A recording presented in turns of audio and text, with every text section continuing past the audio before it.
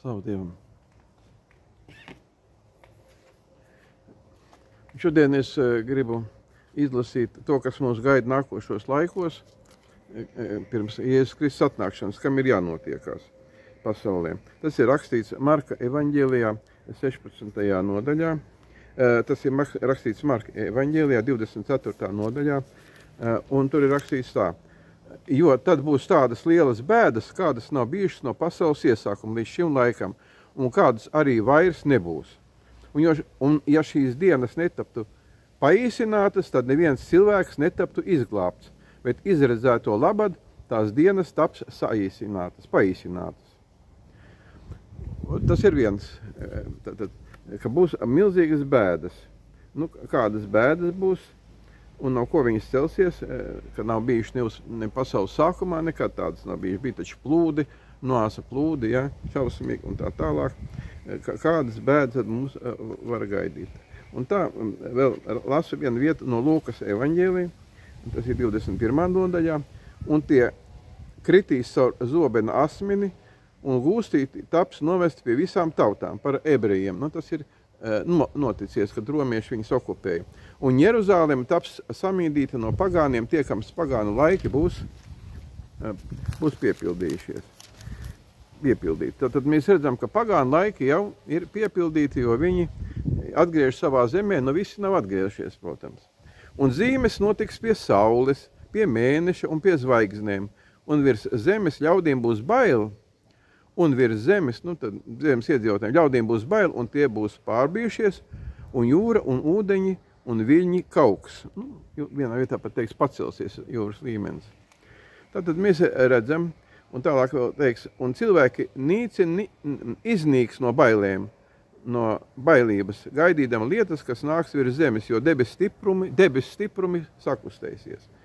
Un tad tie redzēs to cilvēka dēlu padebesī, nākam ar lielu spēku un godībām. Tātad, ko es te gribu akcentēt īpaši? Ka būs milzīgas bailes un debes stiprumi sakustēsies. Mēs redzam, ka tagad, kas skatās kaut kur astronomiskas filmas par astronomiju, kaut ko, ka tur ir orbītas, tur ir galaktikas, viss tur kustās un viss tur virzās, bet kad pirms Jēzus Kristus nākšanas tieši ir jābūt tam, kā te rakstīts, ka debesis stiprumi, tad šīs te orbītas kaut kādas galaktikas vai kas pēkšņi sakustēsies. Un ļaudīm uznāks milzīgas bailes, nevis vienkārši, bet viņi pilnīgi no bailēm pat nomirt, daudz varēs nomirt, infarktu, kā saka, dabūt vai kaut ko tam līdzīgi. Tādai jābūt tai situācijai. Un tad vēl par šo lietu ir teiks grāmatā ebrejiem, 26. pants. Un viņa balss tajā laikā zemi pakustināja. Bet tagad viņš ir pasludinājis sacīdams, vēl reizes kustināšu nevien zemi, bet arī debesi. Tā kā mēs šeit skaidri redzam no Bībeles, kad arī visums tiks kustināts. Kādā veidā šīs visums var būt kustināts, es nezinu, bet, acīm redzot, notiks tādas zīmes debesīs pirms Jēzus Kristus atnākšanas. Un tāpēc, dārgie, lai mēs būtu gatavi šīm lietām, mums ir vajadzīgas nakts lūkšanas, jo tā ir rakstīts Dāvida psalmos, kad uzklausīšu jūs balsi, kad redzēšu, ka jūs naktīs lūdzieties.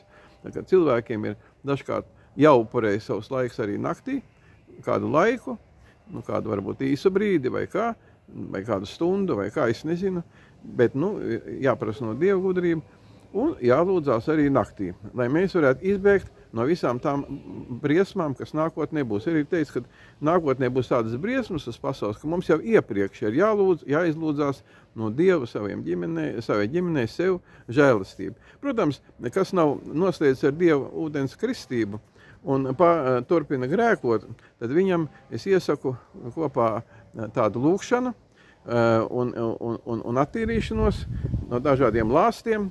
Un tādu lūkšanu es lūkšos un skaitīšu tādus vārdus, izrunāšu tādus vārdus ar Dievu gudrību. Jūs variet papildināt vai savā ticībā, bet jums ir jāpasaka tas klusi vai kā, bet jāpasaka, ka ja tu pateiksi ticībā kalnam šim, tad viņš iekritīs iekšā jūrā vai okeānā, ja ticībā jāpasaka.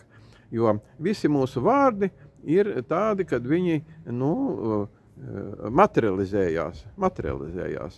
Un tāpēc mēs, ko esam izteikuši kādu lāstu vai kādu nosodījumu, viņi arī materializējušies. Ja mēs esam nosodījuši savus bērnus vai sevi vai kādu nolādējuši, ja viņi pelnītu lāsti, viņi arī ir materializējušies vai materializēsies. Un mums šie lāsti ir jāpārlauž. Mēs viņus varam tikai pārlaust ar savu muti izsakot un izsakot savu gribu. Pirmkārt jau jālūdzās mūsu Tēvs debesīs, svētīts, lai top tavs vārds, lai nāk tava valstība un piedotu mums, kā mēs piedodam saviem parādniekiem. Līdz ar to mēs arī apliecinām, ka mēs esam saviem parādniekiem piedevuši, tad atlaiduši viņu parādus, ne tikai vienkārši ar vārdiem, bet arī ar darbiem. Tad mēs no viņiem vairāk neatprasam. Tā ir Bībelē teica, ja tu kaut ko dod, neprasa atpakaļ. Ja?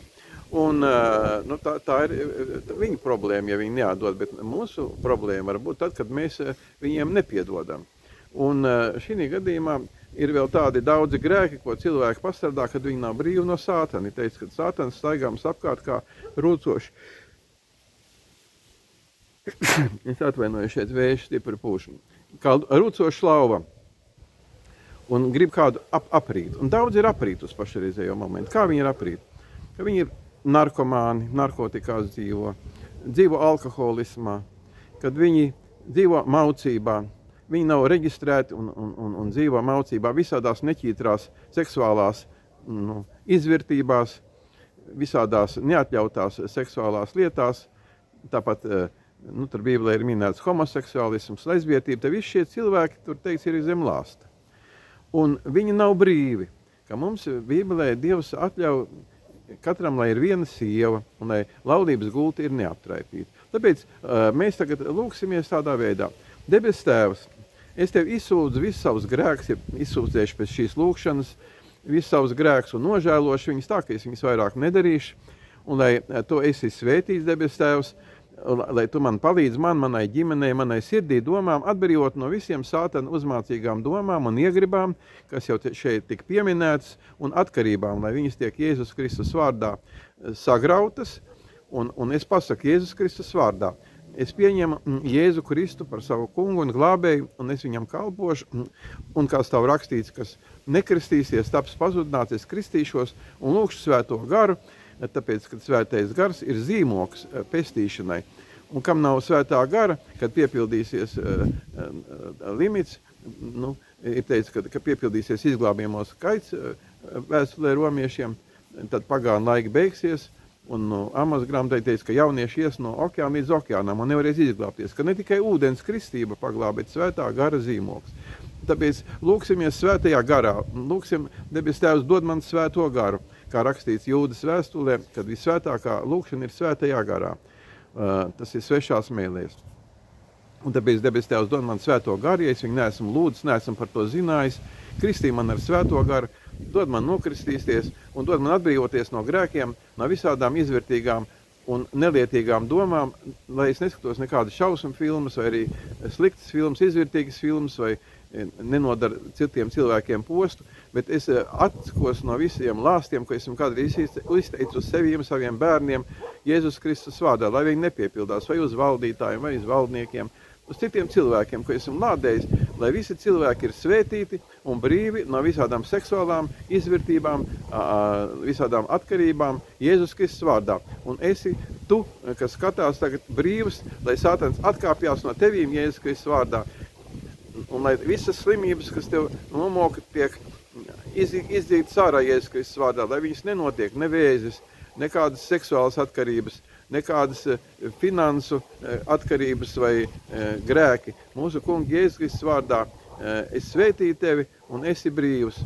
Un es svētīju, saka, šo zemi, šo valdību, lai viņi kalpo Jēzus tautai, lai kalpo visiem Latvijas iedzīvotājiem. Mūsu kungi Jēzus Kristus vārdā, lai šeit nav ne kara, ne bada, un lai visi, kas šeit kalpo tautai, ir svētīti un pasargāti, un kad viņi ir brīvi no citu valstu kaut kādas pēcdienas ietekmes, ka viņi nebaidās un dod viņiem sargeņģeļus visā rīcībā mūsu kunga Jēzus Kristus vārdā. Amen.